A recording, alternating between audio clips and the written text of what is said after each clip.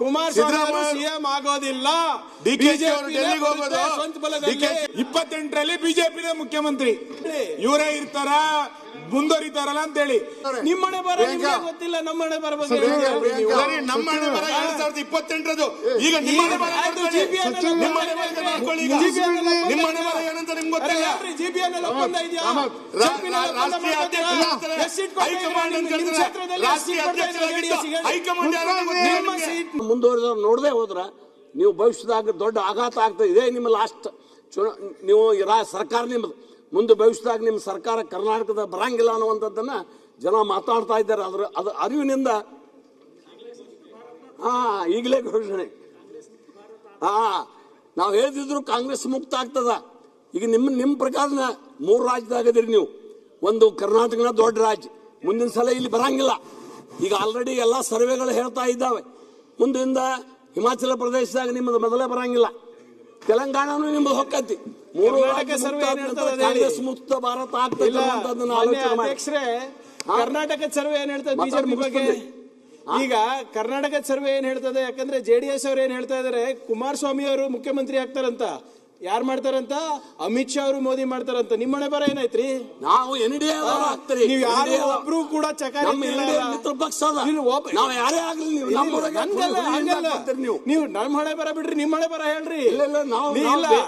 ಮೋದಿ ಮತ್ತೆ ಶಾ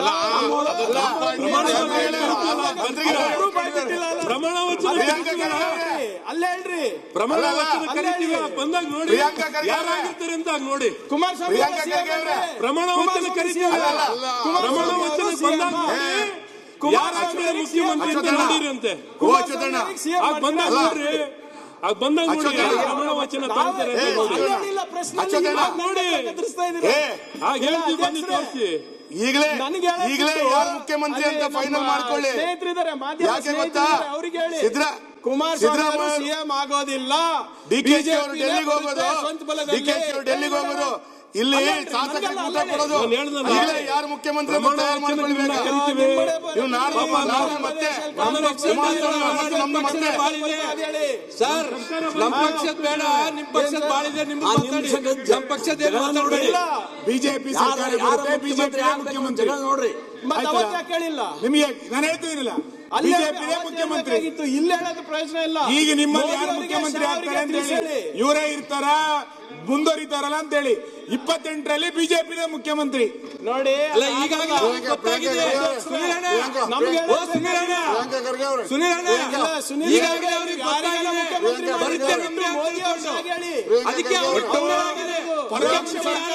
ಪರೋಕ್ಷವಾಗಿ NDA government ನೀವು ಈಗ ನೀವು ಸ್ಪಷ್ಟ ಮಾಡಿ.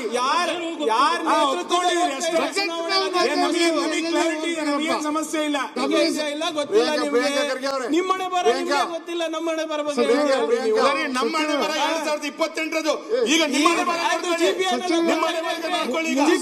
ನಿಮ್ಮನೆ ಬರ ಏನಂತ ನಿಮ್ಗೆ ಗೊತ್ತಿಲ್ಲ. ಜಿಬಿಎನ್ಎಲ್ ಒಪ್ಪಂದ ಇದೆಯಾ? ರಾಷ್ಟ್ರೀಯ ಹೈಕಮಾಂಡ್ ನಿಮ್ಮ ಕ್ಷೇತ್ರದಲ್ಲಿ ಎಷ್ಟು ಸೀಟ್ ಕೊಡ್ತಾ ಇದ್ರೆ ಜೆಡಿಎಸ್ ಹೇಳಿ? ಪ್ರಿಯಾಂಕಾ, ನಿಮ್ಮ ಕ್ಷೇತ್ರದಲ್ಲಿ ಒಪ್ಪಂದ ಹೇಳಿ ಜಿಬಿಎನ್ಎಲ್ ನಮ್ಗಲ್ಲ, ನೀವ್ ಹೇಳ್ತಾ ಇರೋದು. ನೀವು ನೋಡಿ, ನಾವು ಅವ್ರು ಯಾವ್ದಕ್ಕೂ ಅಡ್ಡಿಪಡಿಸಿಲ್ಲ. ಅವರೇ ಮತ್ತೆ ಹೇಳಿ ಕಾಂಗ್ರೆಸ್ ಬಗ್ಗೆ ಅದು ಅವರು ಸ್ಟಾರ್ಟ್ ಮಾಡಿದ್ದು. ಆದ್ರೂ ನಾವು ತಾಳ್ಮೆಯಿಂದ ಕೂತಿದೀವಿ, ಕೇಳಕ್ ರೆಡಿ ಇದೀವಿ. ನಮ್ದು ನಡೆಯಲ್ಲ, ನಿಮ್ದು ನಡೆಯಲ್ಲ. ಮುಂದುವರಿಸಿ ಸರ್. ಅಣ್ಣ ಬಿಡ್ರಿ, ಮತ್ತೆ ಅಣ್ಣ ಬಿಡ್ರಿ, ಮತ್ತೆ ಒಂದೇ ನಿಮಿಷ. ಮುಂದೆ ಯಾರ ಸರ್ಕಾರ ಬರ್ತದಂತ ಒಂದೇ ನಿಮಿಷ. ಈಗ ಯಾರ ಸರ್ಕಾರ ಬರ್ತದಂತ ಗಮನ ಸೆಳೆಯುವ ಸೂಚನೆ ಹೇಳ್ತಾರೆ. ಸುದ್ದಿಸೌದಿ ಅವರೇ ಹೇಳಿಲ್ಲ, ನಮ್ದು ನಡೆಯಲ್ಲ, ನಿಮ್ದು ನಡೆಯಲ್ಲ. ಬಿಟ್ಬಿಡ್ರಿ. ಮಾನ್ಯ ಅಧ್ಯಕ್ಷರೇ, ವೈದ್ಯರವರೇ, ಕೇಂದ್ರ ಸರ್ಕಾರದ ಮೇಲೆ ಅನುದಾನದ ತಾರತಮ್ಯ ಮಾಡಿ ಆರೋಪ ಮಾಡ್ತಾರೆ ಇವರು. ನೀವು 2014ರಿಂದ 26ರೊಳಗೆ 6,25,000 ಕೋಟಿ ರೂಪಾಯಿ ಅನುದಾನವನ್ನು ಇಲ್ಲಿ ರಾಜ್ಯಕ್ಕೆ ಕೊಟ್ಟಿದ್ದಾರೆ ಕೇಂದ್ರ ಸರ್ಕಾರ. ನಿಮ್ಮ ಹಿಂದಿನ 10 ವರ್ಷದಾಗ ಎಷ್ಟು ಕೊಟ್ಟಾರ ನೀವು ನೋಡ್ಕೊಂಡು ತೆಗೆದು ನಾವು ಹೇಳೋದು ಬೇಡ. ಈಗ ಎಷ್ಟು ಕೊಟ್ಟಾರ ನೋಡ್ರಿ. ಅದು ಅಲ್ಲೇ ಬಂಡವಾಳ ವೆಚ್ಚಕ್ಕಾಗಿ 15,950 ಕೋಟಿ ರೂಪಾಯಿಯನ್ನ 50 ವರ್ಷಗಳ ಬಡ್ಡಿ ರಹಿತವಾಗಿ ಈ ಸರ್ಕಾರಕ್ಕೆ ಕೇಂದ್ರ ಸರ್ಕಾರ ಕೊಟ್ಟಿದೆ ಅನ್ನುವಂಥದ್ದನ್ನು ನಿಮ್ಮ ಗಮನಕ್ಕೆ ಇರಲಿ ಅನ್ನುವಂಥ ಮಾತನ್ನು ಹೇಳ್ತೀನಿ. ಮತ್ತು ಅನೇಕ ರಸ್ತೆಗಳು ಇದನ್ನೆಲ್ಲ ಹೊರತುಪಡಿಸಿ ರಸ್ತೆಗಳು, ವಿಮಾನ ನಿಲ್ದಾಣಗಳು, ಮೂಲಭೂತ ಸೌಲಭ್ಯಗಳ ಸಲುವಾಗಿ 2025 ಜೂನ್ 30 ವೇಳೆಗೆ 8191 ಕೋಟಿ ಉದ್ದದ ರಾಷ್ಟ್ರೀಯ ಹೆದ್ದಾರಿ ನ್ಯಾಷನಲ್ ಹೈವೇ ಅನ್ನು ನಿರ್ಮಿಸಲಾಗಿದೆ. ಭಾರತ್ ಮಾಲಾ ಯೋಜನೆಯಲ್ಲಿ 63,304 ಕೋಟಿ ರೂಪಾಯಿಗಳನ್ನು 2059 ಕಿಲೋಮೀಟರ್ ರಸ್ತೆ ನಿರ್ಮಾಣಕ್ಕೆ ಕೇಂದ್ರ ಸರ್ಕಾರ ಅನುದಾನ ಪೂರೈಸುವಂತ ಕೆಲಸ ಮಾಡಿದೆ. ಅದಲ್ಲದೆ ಪ್ರಧಾನಮಂತ್ರಿ ನರೇಂದ್ರ ಮೋದಿ ಬೆಳಗಾವಿ, ಹುನಗುಂದ, ರಾಯಚೂರು ನಡುವಿನ 6 ಪ್ಯಾಕೇಜ್ಗಳ NH 708A ಅಭಿವೃದ್ಧಿ 2024 ಮಾರ್ಚ್ 10 ಚಾಲನೆ ನೀಡಿದ್ದಾರೆ. ಅದಕ್ಕೆ ಮಾಡುತ್ತಿರುವ ಒಟ್ಟು ವೆಚ್ಚ 8,000 ಕೋಟಿ ರೂಪಾಯಿಗಳ. ಇನ್ನೊಂದು 5-6 ಹೇಳ್ತು ಇಲ್ಲ ಅಲ್ಲ ನೋಡಿ, ಟೈಮ್ ಆಯ್ತು, ಕಾಲಿಂಗ್ ಎಲ್ಲಿ ನಮ್ದು ಆಗ್ಯದ ಆಯ್ತಾಯ್ತು.